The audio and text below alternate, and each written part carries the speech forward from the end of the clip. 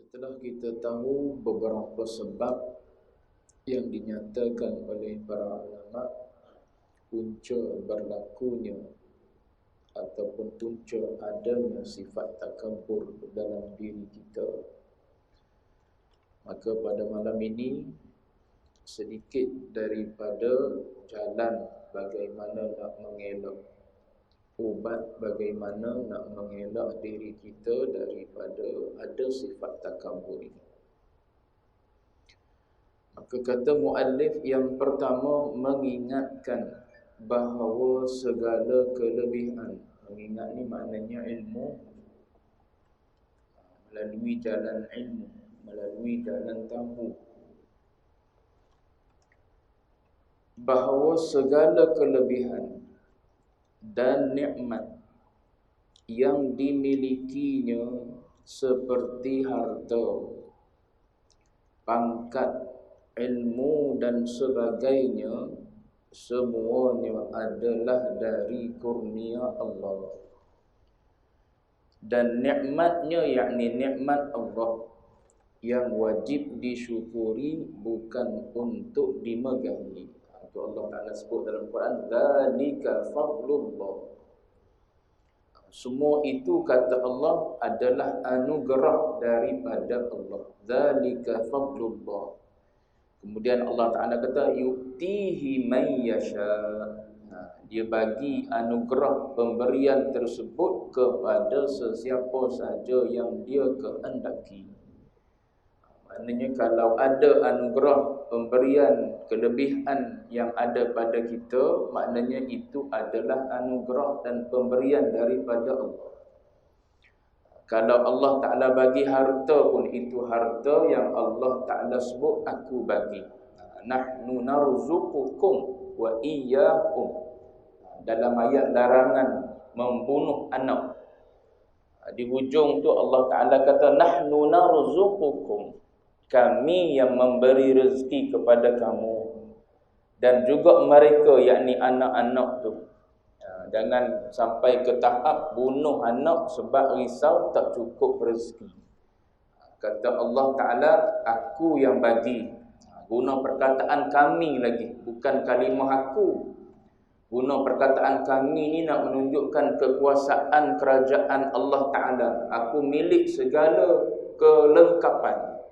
Aku milik segala kekuatan, segala kesempurnaan. Setakat nak bagi makan engkau seorang dengan anak engkau 2-3 orang tu tak pelik kan? Berapa lama dah aku dah bagi makan pada semua makhluk. Bukan manusia saja, bahkan makhluk-makhluk lain. Daripada awal mula wujud dunia sehingga ke hari ni aku dah bagi makan. Tiba-tiba mari di hari kita nak bunuh diri, nak bunuh anak. Tu sebab ilmu tu. Ilmu pada masa tu tak mampu untuk menahan keinginan kita yang nak melakukan dosa pada Allah. Baik. Jadi kalau ada harta pada kita, kata Allah Ta'ala, daripada aku, pangkat pun begitu juga, ilmu, anugerah daripada Allah Ta'ala dan sebagainya. Banyak lagi lah anugerah-anugerah lain. Semuanya itu adalah kurnia Allah. Ada tak situ dalam hati kita? Ada kelebihan apa? Pandai kita. Allah Ta'ala jadikan kita orang pandai. Allah Ta'ala bagi kita ni jadi orang yang soleh. Tu Allah Ta'ala juga bagi jadi kita ni orang soleh. Rajin beribadat pada Allah Ta'ala. Rajin mari mendengar, rajin mengaji. Kita dapat tu anugerah daripada Allah Ta'ala. Taufik tu daripada Allah Ta'ala. Ingat yang tu, maka kita akan bersyukur pada Allah Ta'ala. Duduk dalam keadaan sekarang ni. Ada harta sikit sebanyak, syukur pada Allah Ta'ala. Bukan nak tunjuk pada orang, aku ada harta. Ada kedudukan, ada ilmu sikit sebanyak, erti kita. Ada orang tak erti benda-benda basic, kita tahu. Apa yang orang tanya benda basic, kita erti, kita tahu. Semua Allah Ta'ala yang ajar pada kita. Lorong untuk jalan ilmu tu Allah Ta'ala yang buka untuk kita pergi. Dia bagi kekuatan pula. Dengan kodrat dia limpahkan pada kita. Adalah kodrat kita boleh pergi. Ada iradat daripada Allah Ta'ala limpah pada kita. Maka kita rasa keinginan nak pergi dengan orang mengajar.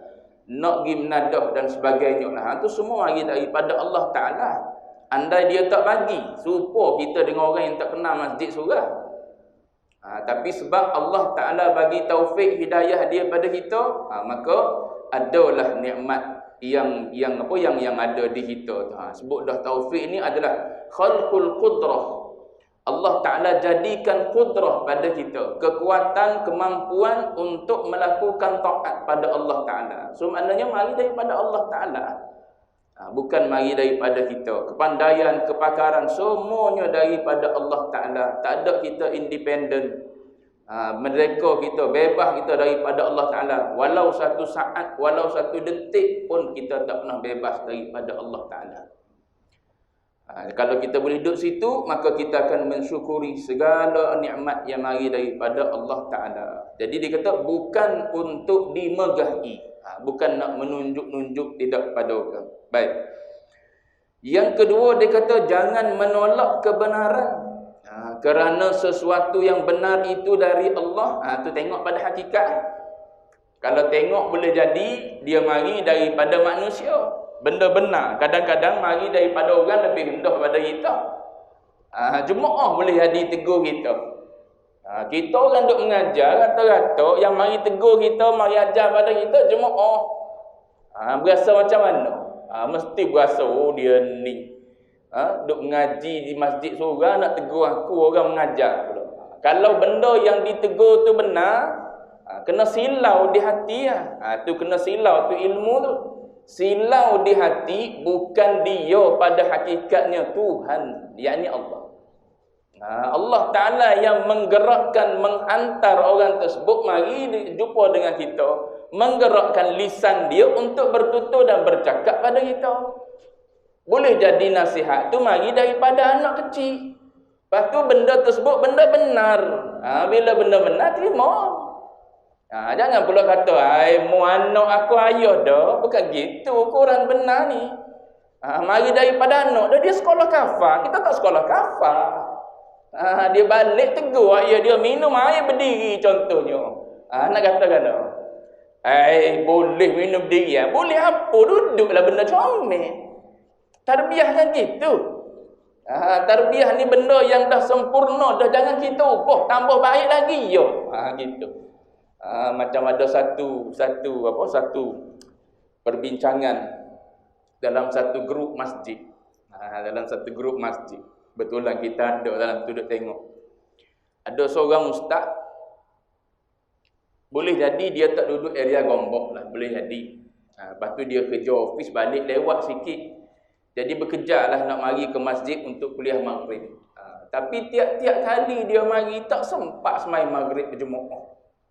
Rupa-rupanya baru tahu, pecah tembelang, rupanya masjid tu tak sembahyang sunat sebelum maghrib. Sini saya tak tahu. Tak kata sini ni cerita, yang ni cerita. Tak sembahyang sunat sebelum maghrib. Jadi dia pun tulis Dia pun tulislah dalam grup tu bersandarkan kepada dalil hadisnya dengan pendapat ulama'nya dan sebagainya lah. Dia tulis panjang lebar, dia beritahulah bahawa di antara azan dan iqamat ni ada sembahyang maghrib, ada sembahyang sunat 2 rakaat. Walaupun sembahyang sunat sebelum maghrib tu disebut dengan rakaataini khafifataini, 2 rakaat yang ringkas, tapi tetap ada suruhan. Bahkan disebut di antara azan dan iqamat tu sembahyang maghrib, di-highlightkan kalimah sembahyang maghrib. Jadi dia kata bila masjid tak buat, dia kata tak sempatlah jemaah nak datang sembahyang kalau dia datang daripada jauh. Saya nak sebutnya gini. Dalam tarbiyah, dalam pendidikan, kalau benda yang dibuat oleh masyarakat sebelum ni cantik dah, jangan kita hilangkan benda tersebut. Sebelum ni masyarakat kita lah dulu-dulu, zaman saya muda-muda dulu, tuan-tuan boleh jadi tak ada lagi masa tu. Sebab tuan-tuan muda lagi daripada saya. Dulu-dulu orang duduk biasa dah gitu. Azan apa sekalipun mesti sembahyang sunat sebelum sembahyang fardu. Asar ke zuhur ke maghrib ke isyak ke apa ke, azan, lepas tu semayang sunat sebelum semayang fardu. Molek-molek dah tok guru tinggal gitu. Orang-orang dulu, ulama-ulama dulu tinggal gitu. Benda comel dah, bila benda dah comel kita jangan buang. Dalam tarbiyah, nak tambah iya. Gitu. Budak main bola pakai seluar 3 suku. Bawah daripada lutut tu 3 suku. Mari kita suruh pakai tight seluar pendek. Tu bukan tarbiyah gitu.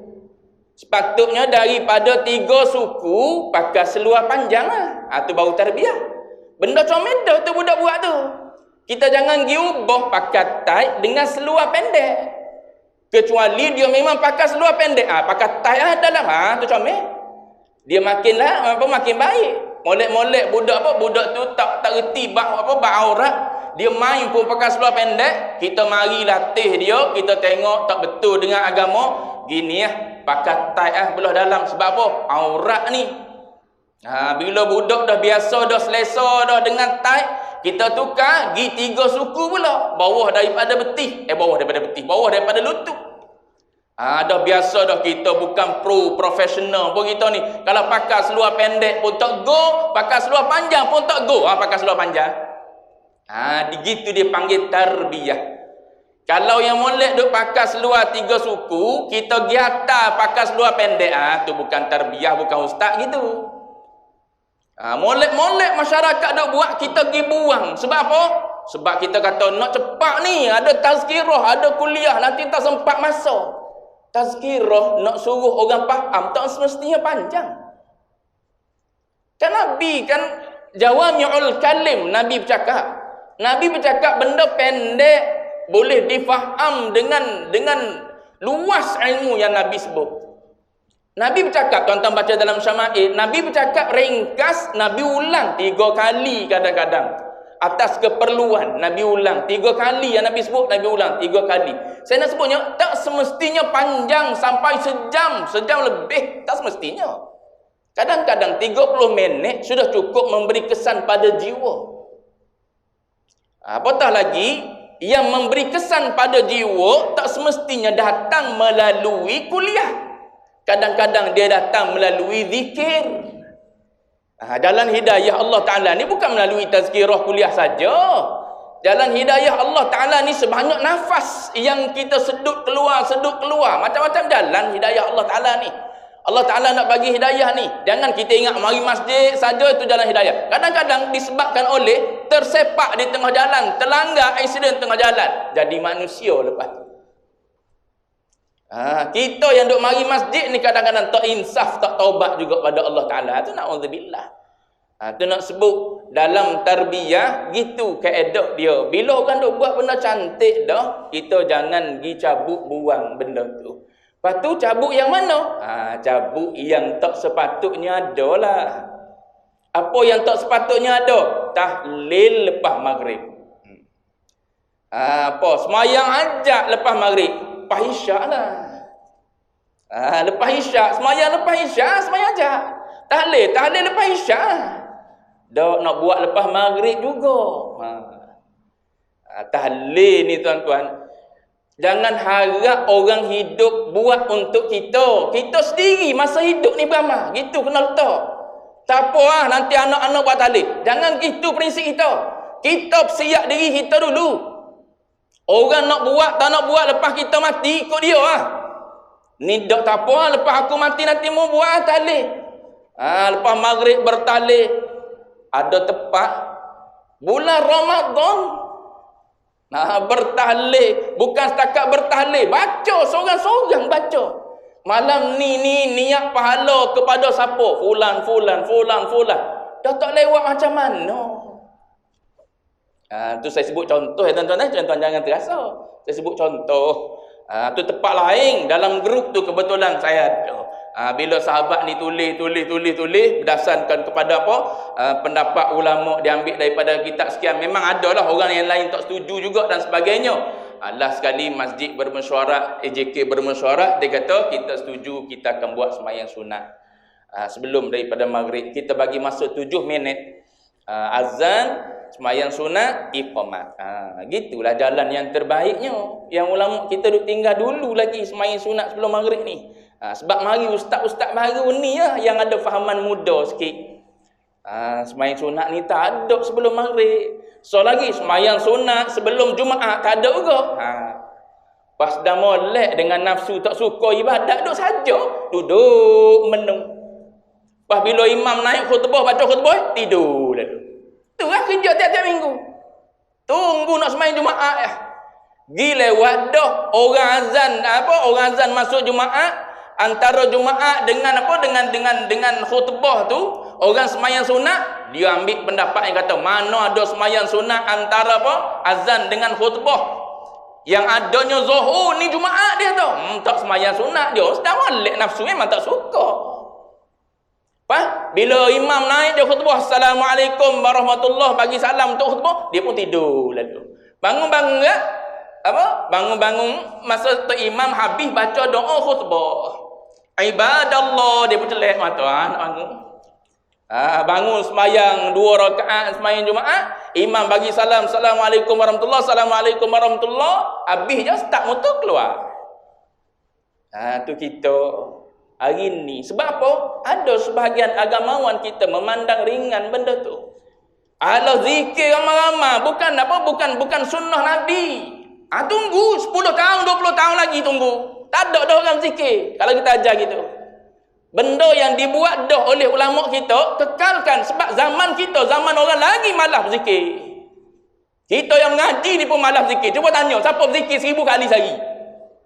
Seorang tak berani akak 1000 kali. Saya tak ada 1000 kali sehari. Selawat 1000 kali sehari. Tak ada kita. Walaupun selawat Jibril, sallallahu ala sayyidina Muhammad, sallallahu ala Muhammad, sallallahu ala Muhammad. Pendek selawat Jibril. Tak juga 1000 benda kita, 100 benda. Pas mari asatizah kata benda-benda gini semua dan tak ada sandaran pada Nabi. Sedang molek. Nafsu kita tak suka, tunggu 10 tahun, 20 tahun lagi sesuai dengan sunnah, sesuai dengan apa yang Nabi kata, tak berlaku kiamat sehinggalah tak ada lagi atas dunia ni orang yang sebut Allah, Allah. Ayo tu, ke arah tu. Saudi tuan-tuan tengok dah ada Halloween. Itu sesuai dengan Nabi sebut dah. Ketika Nabi berdoa kepada Syam, Allahumma barik lana Syamana.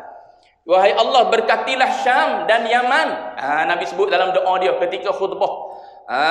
Doa pada Syam, doa pada Yaman. Barik lana kepada Syam dan juga pada Yaman. Sahabat-sahabat daripada Najat, daripada Riyadh pun kata, wa fi najdina ya Rasulullah, Najat kami ya Rasulullah, doalah. Nabi seolah-olah macam buat tak dengar. Doa pada Syam, pada Yaman juga. Syam pada Yaman juga Nabi sebut. Kemudian kali yang ketiga Nabi kata, di sana akan keluarnya berlakunya zilzal, zalazil, dan di sana akan lahirnya qarnus syaitan. Nabi sebut tanduk syaitan. Keluar. Tu semua hadis fitan yang Nabi dah sebut berlaku. Tu Saudi. Baru-baru ya berlaku Halloween. Baik. Mana ramai mati disebabkan apa? Sambutan Halloween. Cerita Halloween pula kita. Cerita takabur ni sebenarnya mana tadi? Nak ceritanya kebenaran. Andai kebenaran tu mari daripada budak kecil sekalipun. Anak kita tadi anak kita sekolah rendah, sekolah kafah. Ajar pada kita, jangan minum diri, ustaz kata salah. Duduklah. Sebab apa? Kita tengok pada hakikatnya terbit perkataan tu daripada Allah. Kan ayat Quran gitu. Antara Allah Ta'ala sebut, falam taqtuluhum. Bukan kamu yang bunuh mereka. Dah bukan kamu macam mana? Kami yang angkat pedang. Kami yang berperang. Kami yang nampak zahirnya bunuh. Kata Allah Ta'ala, falam taqtuluhum walakinnallaha qatalahum. Allah yang bunuh mereka. Tengok Allah Ta'ala tunjuk ayat hakikat dia. Wa ma ramaita idh ramaita walakinnallaha rama. Itu pada hakikat bukan engkau yang baling. Saat engkau baling tu bukan engkau. Kata Allah Ta'ala, walakinnallaha rama. Dia, yakni Allah Ta'ala.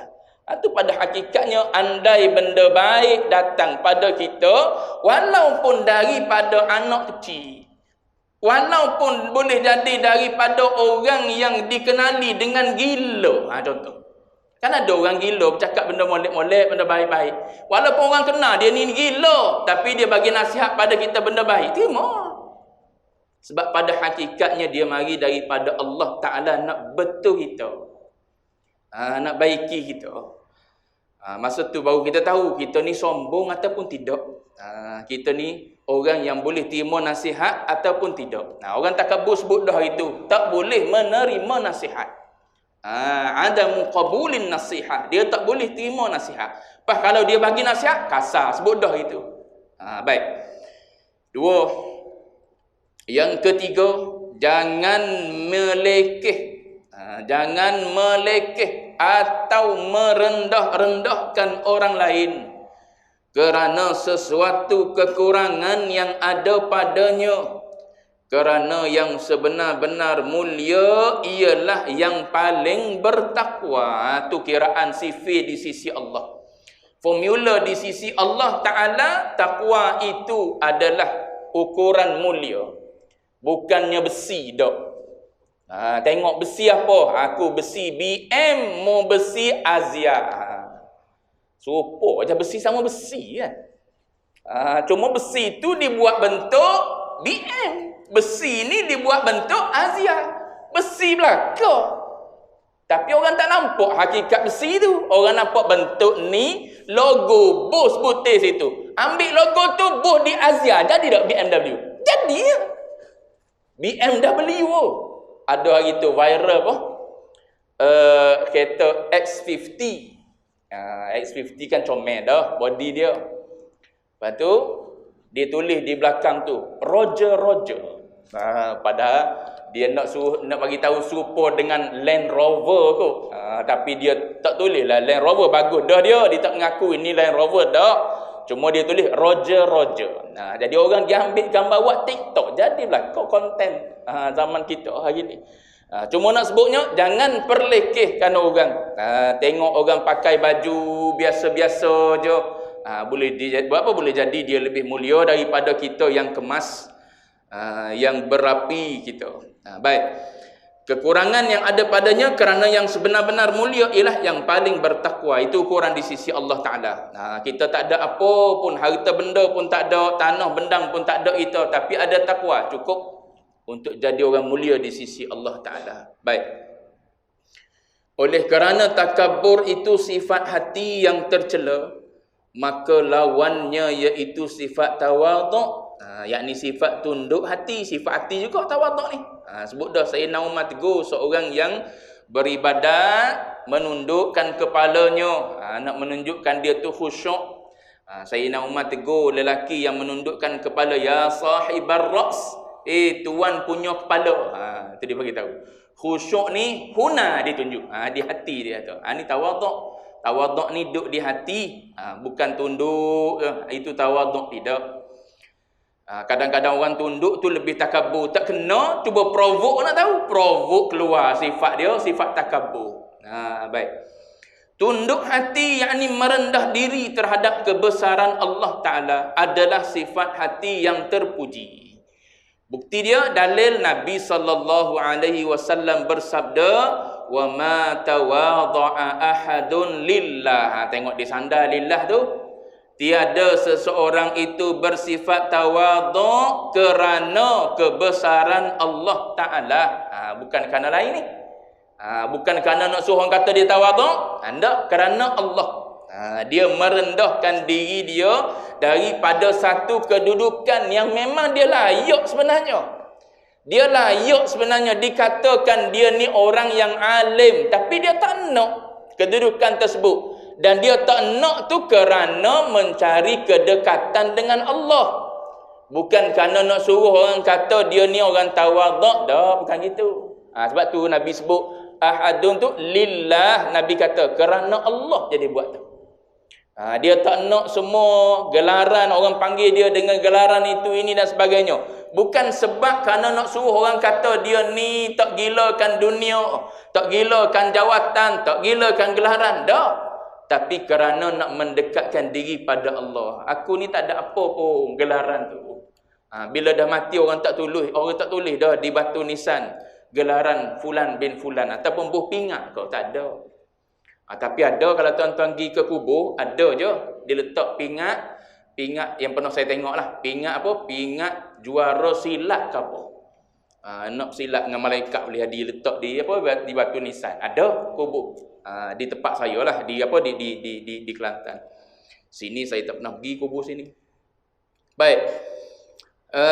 Wa ma tawadda'a ahadun lillah, dan tiada seorang itu bersifat tawadhu kerana kebesaran Allah, kata Nabi, melainkan Allah akan meninggikan martabatnya. Di mana? Fid dunya, kata ulama. Di mana lagi? Fil akhirah, kata ulama. Di mana lagi? Fid dunya wal akhirati ma'an. Dua-dua.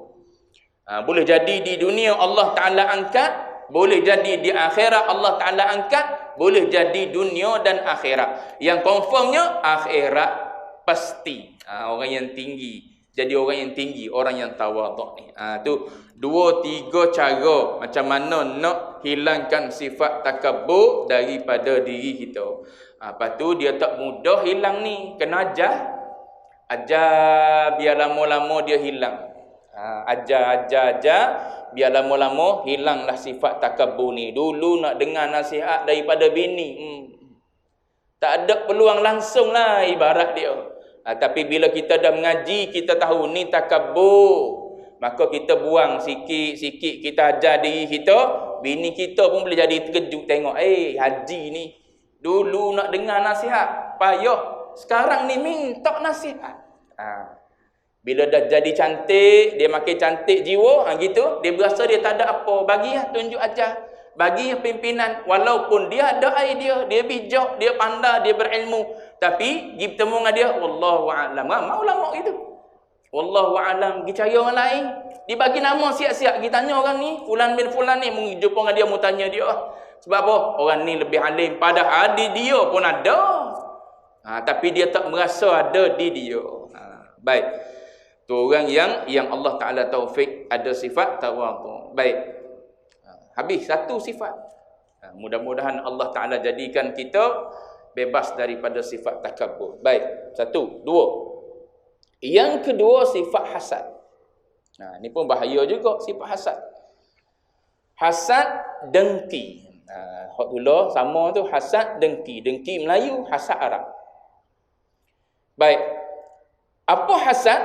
Hasad ni ulama definisi tamanna zawalin ni'mati 'anil mahsud. Tu definisi dia.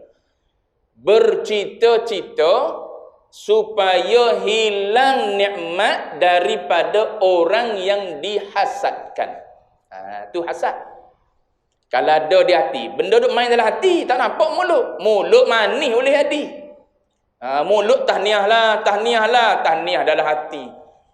Patutnya dia ni tak dapat ni jawatan ni, aku sepatutnya dapat. Biar ditarik balik jawatan ni. Contoh. Mulut tahniah dalam hati. Sifat ni duduk dalam hati. Bagaimana kita boleh tahu dia? Bila ada definisi ni, ada dalam hati kita keinginan, cita-cita supaya nikmat yang ada pada orang tu hilang daripada orang tersebut. Tu kata ulama, karahatun ni'mah, benci dan tak sukanya kita nikmat yang ada pada orang tu, dan naknya ialah hilang nikmat tersebut daripada si fulan tersebut. Lepas tu sebut banyak kali dah, hasad ni biasanya dia berlaku pada orang yang setaraf. Kalau kita ni orang office, kita tak akan berdengki dengan player bola. Bijak dia ni gelecek bola. Kalau boleh bola di kaki dia, macam bola duduk di tangan. Dia gelecek, tak ada orang boleh ambil. Kita pun biar kudung kaki dinda kalau kita bukan pemain bola. Tapi kalau sama-sama pemain bola harus. Boleh jadi ada perasaan tu sama-sama dia. Yang ni daripada tim negeri ni, yang ni daripada tim negeri ni. Boleh jadi hasad di antara mereka ni. Tapi kalau kita yang tak main bola, tak ada hasad itu. Dia hasad mesti berlaku sama taraf. Kita sama-sama orang meniaga. Sama-sama orang meniaga. Kita meniaga, dia meniaga. Kita meniaga buah, dia pun meniaga buah. Kedai dia laku. Mesti peluang dan ruang nak masuk sifat hasad supaya kedai dia tak laku. Orang pergi beli tiba-tiba tengok buah yang dibeli tersebut buruk dan busuk dah. Tu kita nak sangat tu keadaan tu berlaku. Sebab apa? Kita sama-sama orang meniaga. Kalau kita sama-sama orang duduk office gitu, member kita dapat CJ anugerah kecemerlangan. Tu depan tahniah, belakang cemerlang kat mana dia ni? Tu hasad tu. Tak payah bagi dia mana layak sebenarnya dia. Tu belakang. Adapun duk simpan dalam hati, tu cita-cita supaya tak diberi nikmat pada orang tu. Tak sukanya dengan nikmat yang diboleh. Apa yang orang dapat. Tu dia panggil hasad. Kalau ada perasaan macam tu pada kita, maknanya kena itu adalah hasad. Lepas tu ketika dia mula-mula mari, yang tu ittirari. Yang tu kita tak minta dia mari tu. Tapi kalau kita sedar ni nama dia hasad. Sebab apa? Kita ngaji. Kalau tak ngaji sah tak kena. Sebab tu suruh ngaji. Bila kita ngaji baru kita kenal. Ni sifat hasad. Bila kita kenal sifat hasad, waktu dia mula-mula masuk, kita terus tepis. Macam mana ulama ajar? Dalam kitab Nawar baca dah. Minta supaya Allah Ta'ala kekalkan nikmat pada orang tersebut. Lepas tu untuk kita juga. Tambah itu. Jangan minta hilang nikmat daripada orang ni. Biar aksiden dia.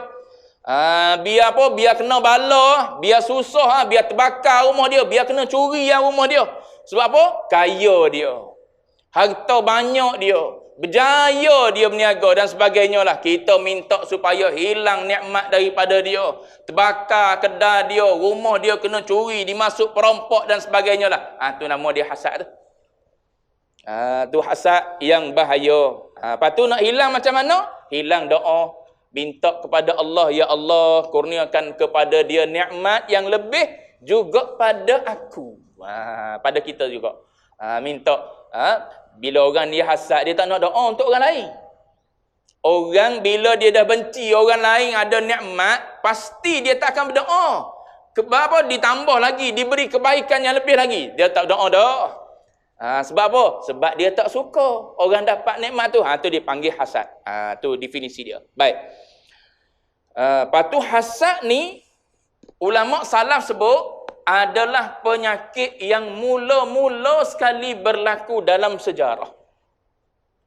Bila start dia? Start di iblis. Ketika mana iblis dalam kitab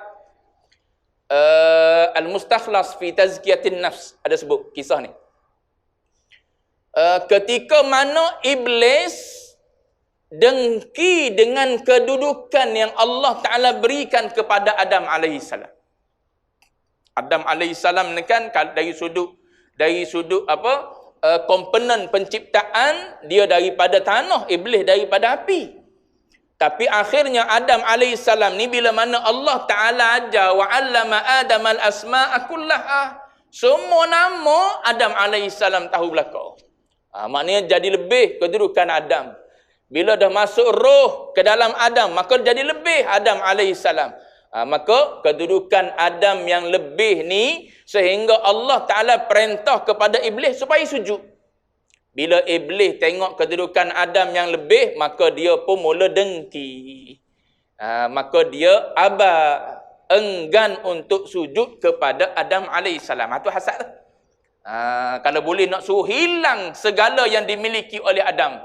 Kemuliaan yang Allah Ta'ala berikan kepada Adam alaihissalam duduk dalam syurga. Itu dia mari tu. Aku mari ni atas nama nak bagi nasihat dia dalam Quran lah sebutnya. Inni lakum nasihun, aku ni datang untuk memberi nasihat pada kamu. Atas nama nasihat. Nasihat ni kan iradatul khair lil ghair. Nama nasihat tu sendiri nak beri kebaikan kepada orang lain juga. So bila Adam dengar memberi nasihat, maka pada dia adalah kebaikan. Rupa-rupanya iblis mari dengan hasad dengki. Nak suruh Adam jatuh, hina juga. Maka berlakulah apa yang berlaku. Begitu juga ulama mengatakan antara yang terawal berlaku ialah pada dua anak Nabi Adam alaihissalam. Antara Qabil dengan Habil, bila mana seorang tu mensedekahkan, menginfakkan harta dia, maka qabul di sisi Allah Ta'ala dengki. Bila dengki, maka sanggup membunuh. Nanti akan datang, nanti kita akan sebut sikit sebanyak antara sebab daripada mana punca berlakunya hasad ni. Tu ulama salah berkenaan sebut berkenaan dengan hasad. Baik.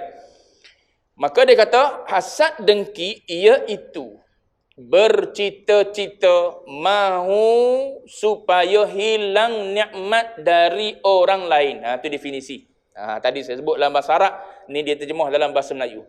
Nabi SAW bersabda, la tahasadu wa la taqata'u wa la tabaghadu wa la tadabaru wa kunu ibadallahi ikhwana.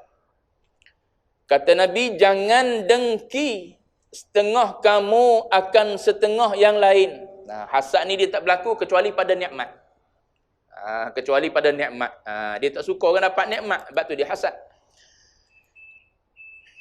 Bunyi dah. Dia ada satu lagi. Kena bezakan juga. Boleh jadi dalam hati kita bukan hasad, tapi dia panggil ribtah. Dipanggil ribtah. Ada perbezaan antara hasad dengan ribtah. Ataupun ulama panggil dengan munafasah. Munafasah ni perlombaan. So macam mana nak beza? Mudah dulu saya sebut malam ni dulu. Nanti kita akan tengok perbezaan dia. Mudahnya hasad ni sebagaimana yang definisikan tadi. Bila kita benci nikmat yang ada pada seseorang dan kita nak nikmat tu hilang daripada orang tersebut, tu nama dia hasad. Tapi kalau yang ada dalam hati kita, kita tak benci nikmat yang ada pada dia. Dan kita tak suka pun nikmat tersebut hilang daripada dia. Cuma kita nak juga nikmat tu yang Allah Ta'ala beri pada dia, nak juga ada di kita. Yang tu dia panggil ribtah. Istilah sebenarnya panggil ribtah, tapi Nabi guna dalam hadis dengan kalimah hasad juga. Nabi sebut dalam satu hadis, la hasada illa fi ithnatain, akan datang insya-Allah. Nabi sebut tidak dibenarkan hasad kecuali pada dua perkara. Dua perkara itu dipanggil perlombaan. Bukan nak suruh orang ni hilang dak daripada dia, tidak. Tapi kita kalau boleh nak jadi macam dia juga. Kita tak suka hilang daripada dia nikmat. Kita bukan benci nikmat yang ada daripada dia, tapi kita nak kita jadi macam dia. Ataupun lebih daripada dia. Yang ni dia panggil ribtah ataupun dia panggil munafasah. Lepas tu ada perbahasan ulama. Apa hukum pula antara ribtah dengan ribtah dengan munafasah ni. Tu pecah banyak pula. Ada yang kata wajib, ada yang kata sunat, ada yang kata harus. Akan datang insya-Allah kalau ada peluang. Wallahu a'lam wa ilmuhul atam.